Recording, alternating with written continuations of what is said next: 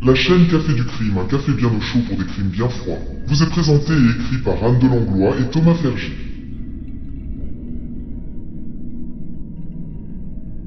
Bonjour et bienvenue.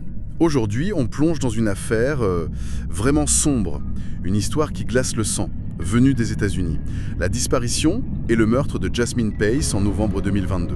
Bonjour, oui, une affaire particulièrement difficile. Les sources qu'on a étudiées sont dures. Elles décrivent une descente aux enfers marquée par des détails franchement horribles. Notre mission ici, extraire les faits, comprendre l'enchaînement et surtout ne pas détourner le regard des aspects les plus terrifiants et macabres du dossier. C'est ça, mettre en lumière cette mécanique de l'horreur. Alors, le contexte, on est fin novembre 2022, période de Thanksgiving aux États-Unis. Jasmine Jazzy, 22 ans, étudiante, très famille, elle annule sa venue aux fêtes. La raison qu'elle donne, elle a besoin de temps seule pour faire le deuil de son arrière-grand-mère, décédée peu avant. Mais voilà, très vite, des signaux étranges apparaissent. Et sa mère, Katerina, sent que quelque chose ne va pas du tout. C'est le point de départ, oui, cette intuition maternelle qui va être cruciale. C'est le début d'un cauchemar. Pour nous aider à décortiquer tout ça, l'experte nous rejoint. Oui, alors les documents montrent bien une histoire où l'instinct de la mère a été déterminant face à une enquête qui, au début, a eu du mal à démarrer, on peut dire. C'est le moins qu'on puisse dire. Et surtout, ces sources, elles mettent en lumière une violence inouïe et des détails d'une brutalité qui dépasse l'entendement. On va suivre la chronologie, analyser les découvertes et s'attarder sur ces éléments particulièrement glaçants. D'accord. Alors, tout commence avec cette décision de Jasmine de s'isoler chez une amie. Bon. Puis, silence radio. Jusqu'au 26 novembre. Là, une publication sur son Facebook. Un selfie, souriant, avec un message enjoué parlant d'un chéri. Sauf que Katrina, sa mère, elle tique direct. D'abord, la photo, elle est ancienne. Les tatouages, c'est ça, hein ? Exactement. Des tatouages récents de Jasmine n'y sont pas. Et puis, ce ton, ce chéri que personne connaît, ça colle pas du tout avec une jeune femme en deuil qui voulait être seule. C'est plus qu'étrange, c'est... C'est carrément inquiétant. Ça sonne faux, complètement faux. Et c'est pas le seul signe d'ailleurs. Non. Non, Katrina réalise après coup que les derniers SMS reçus du téléphone de sa fille étaient aussi bizarres. Le 23 novembre à 2h18 du matin. Déjà l'heure, quoi. Oui, 2h du mat. Un simple message avec des coordonnées GPS. Point. Puis plus tard, un autre SMS pour annuler Thanksgiving, mais la façon d'écrire, les mots, c'est pas Jasmine. Sa mère, là, elle est sûre et il s'est passé quelque chose de grave. Personne n'a eu de contact normal avec elle depuis le soir du 22. Du coup, elle appelle le 911, elle signale la disparition. Mais on imagine la frustration, la police prend note, mais bon, Jasmine est majeure. Exactement. Elle a le droit de disparaître, en gros. C'est terrible à entendre pour une mère paniquée. Pour Katerina, chaque minute compte, c'est une torture. Et cette réponse un peu procédurale, c'est juste insoutenable. Tout à fait. Et c'est là qu'on voit sa force. Face à ce qu'elle ressent comme une inertie insupportable, elle va pas rester les bras croisés. Non. Elle utilise l'application MyChevy, liée à la voiture de Jasmine. Ah oui. Et elle la localise. La voiture est garée près d'une résidence Signal View. Elle fonce là-bas. Et là, encore un détail troublant. Le siège conducteur. Il est recul au maximum. Réglé pour quelqu'un de bien plus grande que Jasmine, qui fait 1m62. Voilà, ça ne colle pas. Katerina et son ex-mari Travis, qui l'a rejointe, montrent la photo de Jasmine aux alentours. Personne ne l'a vue. Rien. Heureusement, un agent de sécurité accepte de regarder les caméras. Et qu'est-ce qu'on voit ? On voit bien la voiture arriver la veille, le 23, vers 20h30. Mais impossible de voir qui conduit. La piste de la voiture, ça amène plus de questions que de réponses à ce stade. Comment est-ce qu'elle remonte jusqu'à Jason Chen alors ? Alors ça, c'est l'étape suivante, cruciale, les relevés téléphoniques. Comme Jasmine est sur le forfait familial, Bien vu. Katerina y a accès. Et là, stupeur, aucun appel n'a été passé depuis le téléphone de Jasmine ces derniers jours. Très inhabituel pour elle. Par contre, Oui. le soir du 22, le soir où tout a basculé, il y a eu un appel reçu. Un appel très très long, 71 minutes, venant d'un numéro inconnu de la famille. 71 minutes. Et ce numéro, il mène à... Jason Chen. Exactement. Jason Chen, 22 ans, étudiant en informatique, même université que Jasmine. Ils se sont rencontrés sur Bumble, ils sortaient ensemble discrètement depuis quelques mois. Tellement discrètement que les parents ne savaient même pas qu'il existait.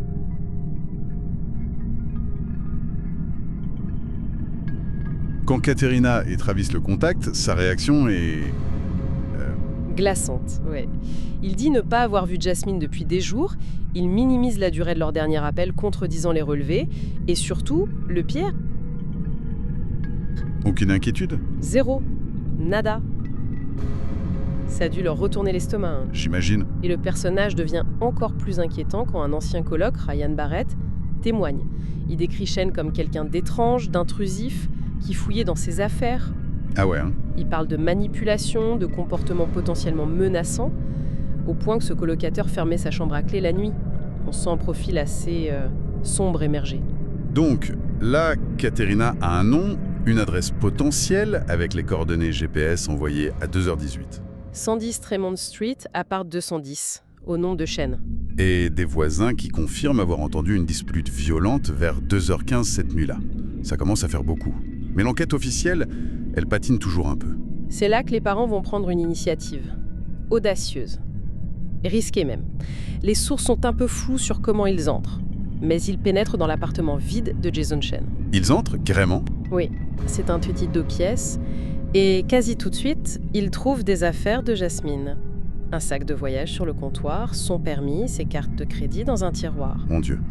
Et puis, le détail qui fait basculer l'inquiétude en pure angoisse, des produits de nettoyage, bien en évidence sur un bureau. Dans ce Et contexte, ça prend une signification terrible, oui. ils appellent la police, qui vient. Mais d'après la famille, les policiers regardent à peine, ils saisissent rien, ils leur demandent de sortir. Le désarroi total pour eux. Mais Katrina, elle est portée par une conviction horrible, elle lâche rien. Elle retournera plusieurs fois dans cet appart, parfois avec des proches, pour récupérer tout ce qu'elle peut. Des relevés bancaires de Jason, sa console de jeu, des téléphones. C'est fou cette détermination. Et finalement, sous la pression de ces découvertes et de l'insistance de la famille, l'enquête officielle passe enfin la seconde. Le 27 novembre, la police revient au 110 Tremont Street, cette fois avec un mandat. Et là, c'est l'horreur révélée chimiquement, c'est ça? Le luminol. Exactement. Ce produit qui réagit au fer dans le sang, même nettoyé. Quand les techniciens l'appliquent et éteignent les lumières, l'appartement s'illumine. Une lueur bleue fantomatique. Partout. Partout. La cuisine, une zone immense réagit. Le couloir, entièrement bleu. Et dans la chambre, sur l'endroit où était le lit, qui avait été déplacé, une énorme tache. Il y a eu du sang partout. Malgré un nettoyage intense, la quantité de sang initial devait être massive. L'ADN confirme vite. C'est le sang Jasmine Pace. Plus de doute. Elle a été tuée là. C'est ça. Et d'autres indices arrivent. Dans les poubelles de l'immeuble, on trouve des baskets et un pantalon de Jason couverts de sang. Dans l'appart, des éclats de verre brisés. Signe d'une lutte. Probablement. Et sur le lit de Jason, un couteau. Avec un détail sinistre, il manque le bout de la lame. Effroyable. Et l'analyse des données numériques après, ça va dessiner un portrait terrifiant de ce qui s'est passé ensuite. Oui, la caméra de la sonnette d'un voisin capture des moments clés le 23 novembre.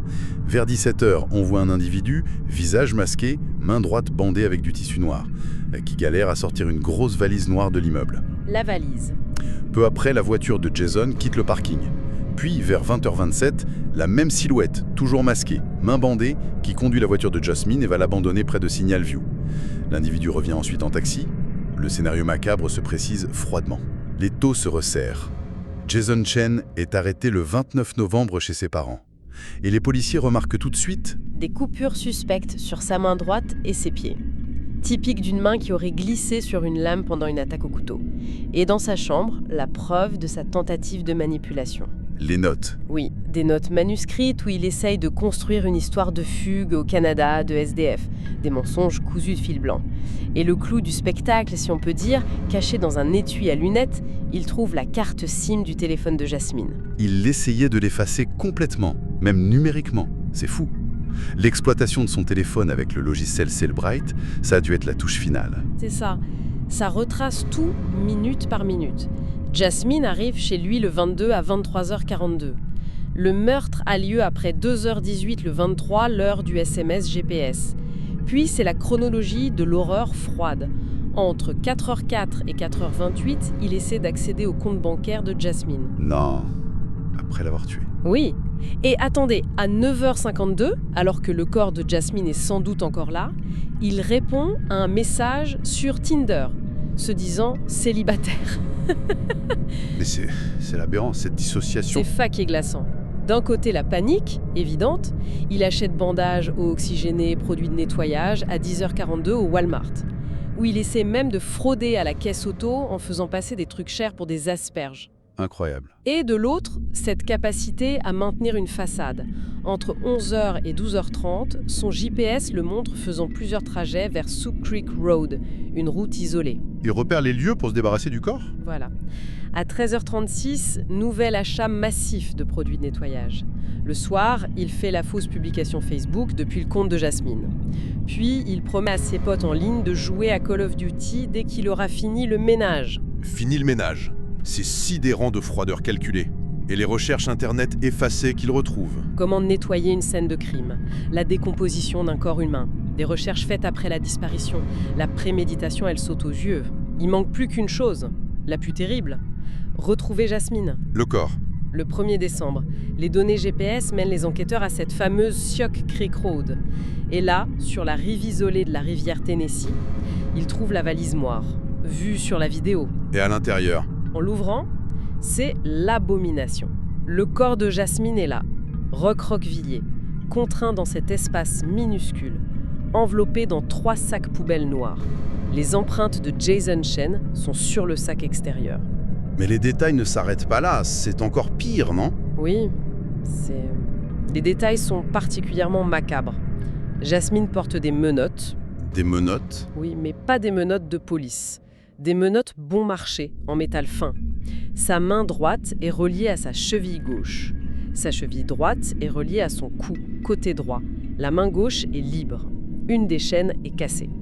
C'est une mise en scène horrible, pourquoi?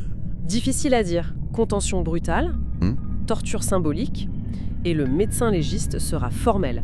Ces menottes ont très probablement été mises alors qu'elle était encore vivante. Vivante, c'est à peine concevable. L'autopsie confirme cette violence extrême, j'imagine. L'autopsie est un catalogue d'horreurs, oui. Jasmine a subi 60 coups de couteau. 60. 60. Un acharnement inouï, concentré sur le côté supérieur gauche du corps. La veine jugulaire des tranchées, causant l'hémorragie massive fatale. Des plaies sauvages partout.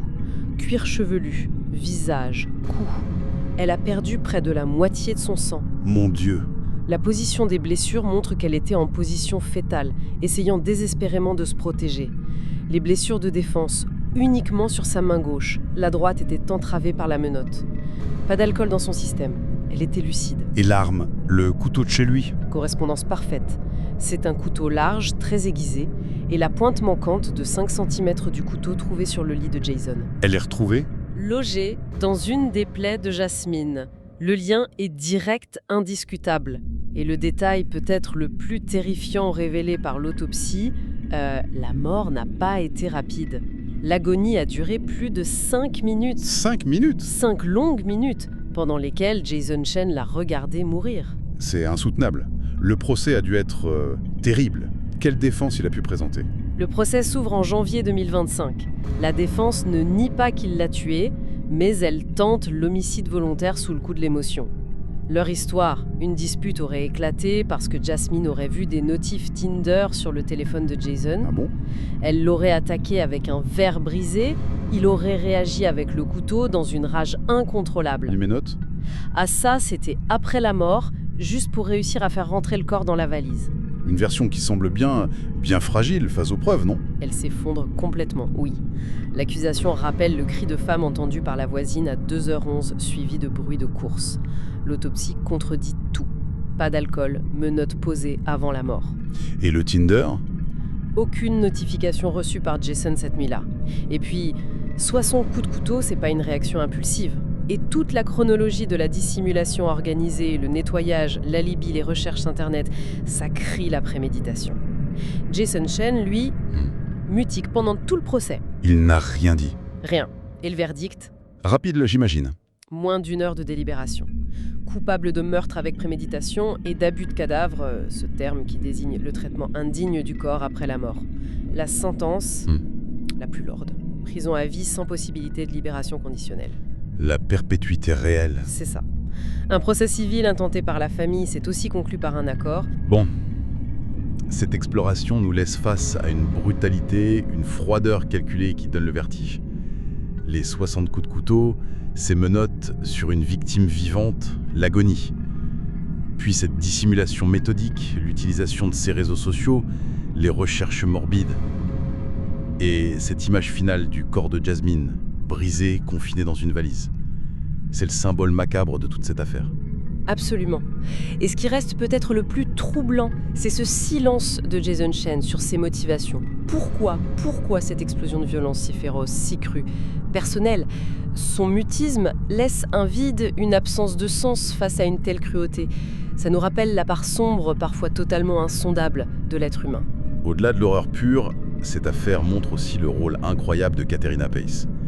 Cette mère dont l'intuition, la détermination ont été le moteur de l'enquête face à un système lent au démarrage. C'est avec une question peut-être.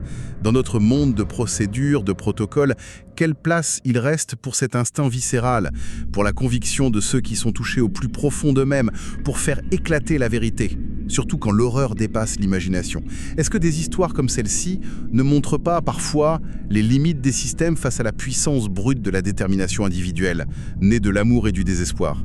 C'est une pensée qui mérite qu'on s'y attarde, je crois. Une question essentielle en effet.